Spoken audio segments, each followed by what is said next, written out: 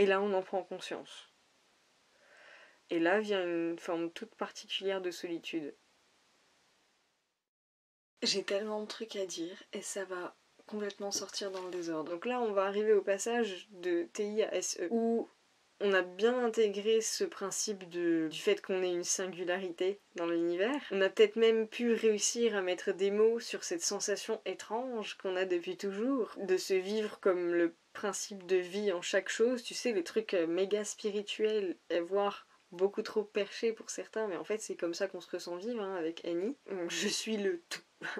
Je sais pas forcément ce qu'il y a dans le tout, mais je suis le tout, tu vois. Donc, et avec TI, on intègre, non, bah en fait, oui, je suis le tout, et puis je suis l'absolu et le relatif, et la petite singularité. Et maintenant, comment je fais pour créer une vie sympa à la petite singularité? Enfin, c'est le stade au-dessus. Avec TI, on se rendait compte qu'on était déjà une singularité hein, dans l'océan. On est une petite vague. Ok, c'est bon, ça on a intégré. Et là, on prend la mesure de la consistance de cette petite vague qu'on est, de cette petite individualité. On prend la mesure de sa consistance et donc de la consistance de tout le reste autour de nous. C'est vraiment comme se matérialiser, tu sais, comme dans ces films de science-fiction là où t'as un programme qui a été fait sur ordinateur qui vient se matérialiser dans le monde réel. Voilà,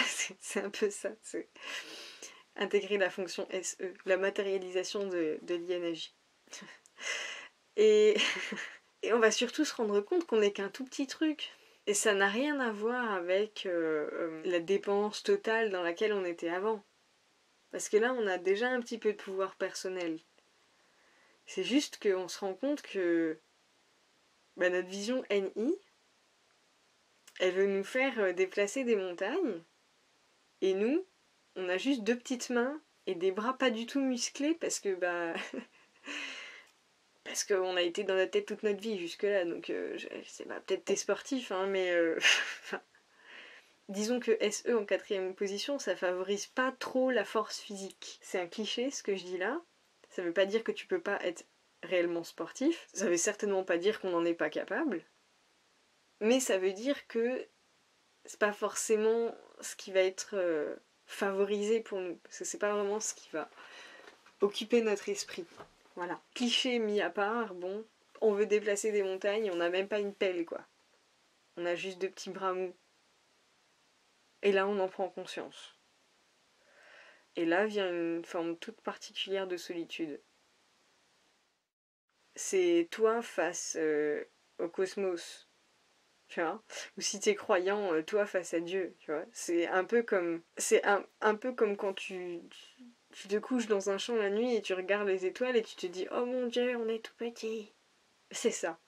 C'est cette sensation-là. Alors ça peut être une sensation merveilleuse hein, de regarder les étoiles et de se dire « Waouh, on n'est qu'un petit point de poussière dans l'univers » et ça peut être très rassurant à certains moments. Tout au long de notre parcours, c'est ce genre de truc qui nous a rassurés et qui nous a fait relativiser en disant « c'est pas grave, la vie, cette blague ». Mais là, quand on va intégrer SE, tout à coup, être un petit grain de poussière dans le cosmos, ça va nous faire chier. Pourquoi je peux pas vivre comme je veux ? Pourquoi j'ai des bras aussi petits et mous ? L'absurdité de ta volonté sans faille qui te revient dans la figure, en fait. Tu sais, NI, fonction dominante. Une volonté incroyable pour faire des trucs incroyables et révolutionnaires. Et personne n'est comme toi autour, hein. Et même sur internet, souvent, ils sont difficiles à trouver les INFJ. Je sais pas si tu t'étais déjà posé la question de pourquoi personne veut faire les trucs que tu fais et pourquoi personne s'intéresse aux trucs auxquels tu t'intéresses. Pourquoi tout le monde dit que c'est abstrait ? Pourquoi tout le monde dit que c'est perché ? Mais parce que quand on a un tout petit peu les pieds sur terre, nos objectifs, ils semblent vraiment impossibles. Et jusque-là, on n'a pas du tout les pieds sur terre. Est-ce que ça veut dire qu'on va se décourager ? Non, mais en tout cas, on va se prendre dans la face l'absurdité de nos ambitions. Il y a peu de chances pour qu'elles ne soient pas altruistes parce que c'est toujours des trucs qui doivent avoir du sens. Hein, donc, la solitude, je pense qu'on peut vraiment la prendre comme un fil rouge. Je vais quand même en dire 2 mots de ce sentiment de solitude à un niveau beaucoup plus universel, là, pour le coup. Parce qu'évidemment, il touche tout le monde. Donc là, je vais parler non plus de la solitude absolument particulière de nous, les licornes magiques, qui n'existons pas dans la vraie vie, mais seulement sur Internet. Non, là, je vais parler de la solitude qui touche tout le monde. Généralement, on ne sait pas ce que c'est. On comprend pas ce que c'est. Alors je vais tenter d'expliquer ma compréhension. Je sais pas si tu as un petit peu... Putain, c'est quoi ces cheveux? Je sais pas si tu as un petit peu... si tu t'es un petit peu intéressé à ce qu'a dit ce mec qui s'appelle Krishnamurti. Je crois qu'il y a des vidéos sur internet où c'est lui qui parle de la solitude et à un moment il dit un truc du style on pose un nom sur la chose et on croit qu'on comprend la chose. Mais on va jamais s'y intéresser vraiment. Et du coup, j'étais là comme ah, je vais m'y intéresser vraiment, je vais observer. On a un méga regard intérieur là, une espèce de grand télescope vers notre intériorité, et ben faudrait peut-être s'en servir. Je pense que la solitude, c'est la manifestation intérieure d'un phénomène tout à fait banal qui est... Ah, comment expliquer ça? C'est compliqué. Je vais partir d'un autre point. Imagine que tu es un escargot. Pour grandir, il faut que ton exosquelette grandisse. Donc d'abord, ta coquille, elle pousse un petit peu. Tu sais, ça pousse par couches comme ça. Et puis, plus ta coquille, elle grossit, et plus ton corps tout mou, il peut l'habiter dedans. Et ben on va dire que c'est un peu pareil pour les humains, notre corps il grandit, notre intériorité grandit aussi. Tu le vois avec ce truc de parcours d'individuation et d'intégration et tout ça. Ça veut pas dire que les deux grandissent en même temps et que la taille de notre corps est proportionnelle à la taille de notre âme ou des conneries comme ça, c'est pas ça. Ce que je veux dire, c'est que il y a toujours un contenant et un contenu. Tu vois? Avec les fonctions FE et SE, on va faire grandir le contenant. Ce qui va contenir notre intériorité, la coquille de l'escargot, le truc externe, l'expression, tu vois, la façade. Et avec NI et TI, on va faire grandir et maturer le contenu, l'intériorité. Et comme pour l'escargot, tu vois, on a besoin des deux, en fait, parce que l'escargot, s'il grandit trop vite sans sa coquille, c'est la merde, et puis si la coquille, elle grandit trop, mais que l'escargot, il vient pas l'habiter avec son corps mou, ben c'est la merde. Donc en fait, les deux doivent rester à plus ou moins grand niveau, mais tu remarqueras qu'il y a toujours un truc qui grandit un peu avant l'autre. Tu vois, c'est une fois l'un, une fois l'autre, une fois l'un, une fois l'autre, et puis il se rattrape, il s'équilibre comme ça. Mais c'est exactement pareil pour nous. Une fois on fait grandir la façade, la coquille extravertie, une fois on fait grandir le contenu introverti, avec nos fonctions 2 à 2. Et pendant ce laps de temps où il y a un truc qui a grandi et pas l'autre, soit la façade, soit le contenu qui déborde un peu trop, que la façade peut même pas l'exprimer, peu importe. À chaque fois qu'il y a un truc qui a grandi un peu plus que l'autre, eh ben, il y a tout un espace de void, de vide. Le vide intersidéral cosmique des étoiles que tu regardes et que t'es là comme oh mon Dieu, qu'est-ce qui se passe? C'est la solitude. C'est ça la solitude.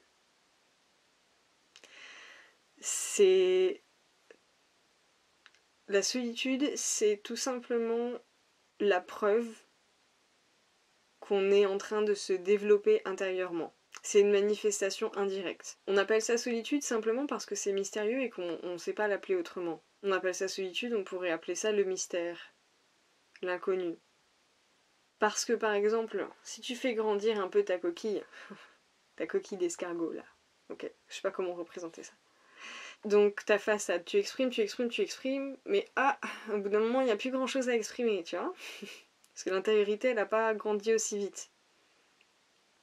il va y avoir un sentiment de solitude. On va se sentir un peu vide à l'intérieur. Quand on voudra relationner avec des gens, ils vont relationner un petit peu avec du vide parce qu'il y aura un endroit de vide en nous où on a construit plus de façade que de contenu. Et quand on a construit plus de contenu que de façade, en fait, au bout d'un moment, vu qu'il n'y a pas de façade, on ne peut pas exprimer. Donc les gens, ils viennent, ils relationnent, mais ils relationnent plus avec l'ensemble de notre contenu. Parce que notre contenu, il y a un endroit où il n'y a pas d'interface avec l'extérieur. Dans tous les cas, en fait, que ce soit la façade qui grandit plus ou le contenu qui grandit plus, il y a un endroit où il n'y a pas les deux couches. Soit la communication. Donc, le lien avec les autres se fait pas très bien. Et on appelle ça la solitude.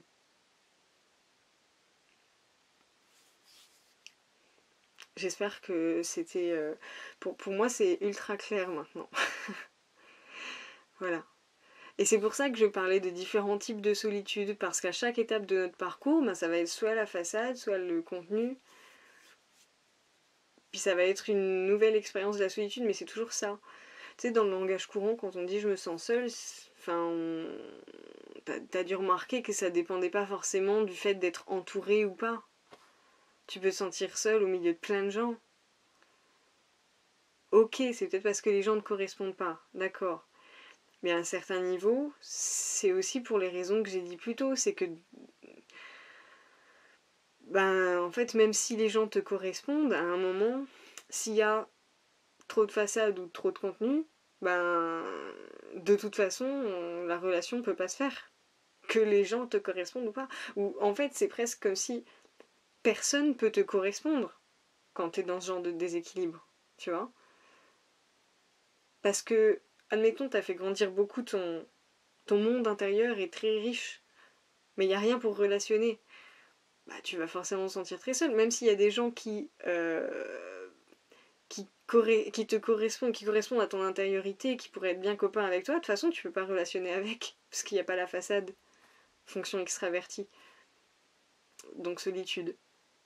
Et quand il n'y a que la façade, en fait, personne ne peut te correspondre parce qu'il n'y a pas assez d'atomes en toi pour crocheter avec quelqu'un. Donc il faut faire grandir son intériorité pour avoir une chance de... Enfin, tu vois ce que je veux dire. Parce que quand tu as une grande façade et pas beaucoup de structure à l'intérieur, les gens avec qui tu vas relationner à travers un grand truc. Puis ce grand truc-là devrait correspondre à une grande intériorité. Donc les gens qui arrivent, ils ont peut-être une grande intériorité, puis ils arrivent et puis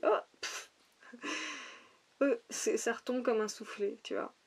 Donc la relation n'est pas possible non plus. On peut complexer beaucoup de ça. On en complexe beaucoup. En fait, les gens qui se sentent seuls ou qui sont seuls ou qui relationnent pas bien avec les gens pour telle ou telle raison, c'est un espèce de complexe dans notre société. C'est totalement débile parce qu'en fait, déjà tout le monde expérimente ça, les deux facettes de la solitude. Et en plus, c'est dans ces moments-là qu'on peut constater que la personne est en train de grandir, en fait, est en train d'évoluer en tant qu'humain. Et on condamne ça en mode c'est la honte. Putain, mais. Faut arrêter, les gars. À un moment, vous voulez quoi? Vous voulez qu'on reste. Je sais pas. Qu'on reste à la même taille tout le temps? On grandit pas? Faut imaginer ce que ça donnerait si on avait ce genre de honte par rapport au corps. Il faudrait arriver à 50 ans et avoir le corps d'une gamine de 4 ans? What? Pour notre intériorité, c'est pareil, il faut bien qu'elle grandisse, donc il faut bien un peu de solitude par période. Voilà. Donc c'est chiant, c'est très chiant. En fait, tu l'as peut-être compris, mais si j'en parle, c'est parce que juste avant de faire la vidéo, là, je me sentais seule et j'étais là comme... Faut que je fasse quelque chose, tu vois. Alors, c'est bien beau de comprendre le pourquoi du comment, mais moi aussi j'expérimente ce genre de truc. Heureusement, tu vois, je suis un être humain et puis j'évolue et puis je suis bien contente de ça, mais c'est pas agréable, hein. J'ai jamais dit que c'était agréable, même quand on comprend de quoi il s'agit. Donc je fais cette vidéo. Et j'espère qu'elle te sera un petit peu utile. Et tu vois, le fait de dire ça, ça me fait me sentir moins seule. Et quelque part, j'ai eu cette intuition, là maintenant je fais le lien, c'est logique en fait que faire cette vidéo me fait me sentir moins seule, parce que du coup, c'est l'intégration pour moi de SE, et du coup c'est... Moi c'est un peu de la façade que je construis là, la communication avec l'extérieur, de mes vérités intérieures. J'ai répété beaucoup trop de fois les mêmes mots. Si cette vidéo t'a plu, manifeste-toi en commentaire, fais-moi des retours, c'est super intéressant, ça me donne des idées. Évidemment, il existe un espace sombre. Je te fais des gros bisous et à la prochaine fois.